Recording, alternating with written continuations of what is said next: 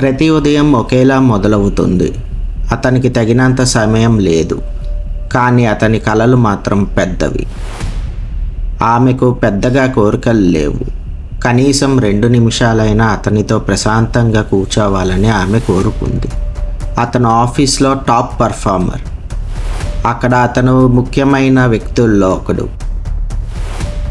అతను తన పనిలో ఎంత మునిగిపోయాడంటే అతని తల్లి ఫోన్ చేసినప్పుడు ఫోన్ తీయడానికి కూడా అతనికి సమయం ఉండదు. అతని వెడ్డింగ్ యానివర్సరీ కావడంతో అతడి భార్య అతని కోసం ఆశ్చర్యకరమైన క్యాండిల్ లైట్ డిన్నర్ సిద్ధం చేసింది. కానీ అతనికి అది గుర్తు లేదు.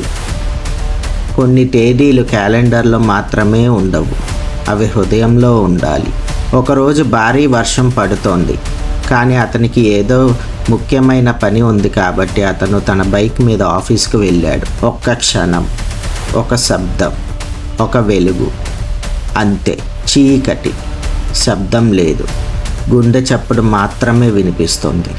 అతనిలాగే కనిపించే ఒక వ్యక్తి అతని ముందుకు ప్రత్యక్షమై, నీకు ఇంకా 7 నిమిషాలు మాత్రమే సమయం ఉంది అని అన్నాడు. అతను ఆ వ్యక్తిని కోపంగా దేనికి అని అడిగాడు. ఆ వ్యక్తి నవ్వుతూ, నీ తప్పులను తెలుసుకోవడానికి అని అన్నాడు. ఒకప్పుడు అతనికి కలలు ఉండేవి, రంగులతో నిండినవి. కానీ జీవితంలో రంగులు మారిపోయాయి, కలలు ఉద్యోగంగా మారిపోయాయి. ఒక్కసారిగా వాళ్ళ అమ్మని చూస్తారు. అప్పుడు ఆమె అంటుంది, 5 నిమిషాలు నీతో మాట్లాడాలని ఉండేది బాబు, కానీ ఆ 5 నిమిషాలు అప్పట్లో నీ దగ్గర లేవు. ఇప్పుడు అతనికి సమయం లేదు, తగ్గుతోంది. ఇప్పుడు అతను తన భార్య ఒంటరిగా కూర్చొని తన భర్త తనకు అవసరమని, తాను తెచ్చే డబ్బు కాదు అని ఆలోచిస్తూ కూర్చుంటుంది. నేను వాళ్ళ భవిష్యత్తు కోసం కష్టపడ్డాను, కానీ ప్రస్తుతాన్ని ఎవరు చూసుకుంటారు? ఒక కుర్చీ ఖాళీగా ఉంది.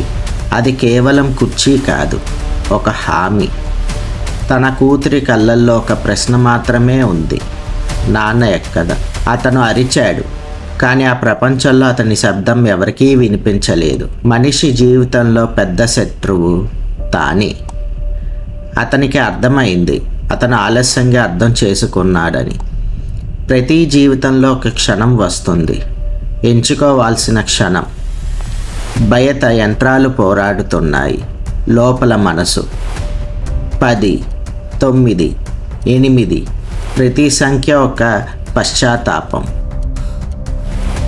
ఈసారి అతను సరైన దాన్ని ఎంచుకున్నాడు. ఒక గీత సూటిగా మారింది. ఆ గీత మళ్ళీ కదిలింది. జీవితం మళ్ళీ మొదలైంది.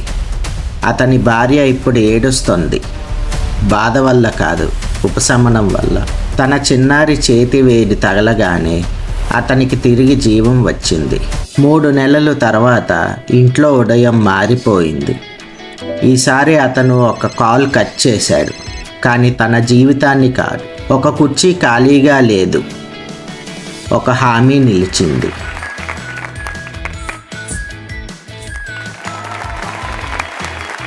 పాత కలలు మళ్ళీ రంగులు చూశాయి. డబ్బు తిరిగి సంపాదించవచ్చు, సమయం కాదు.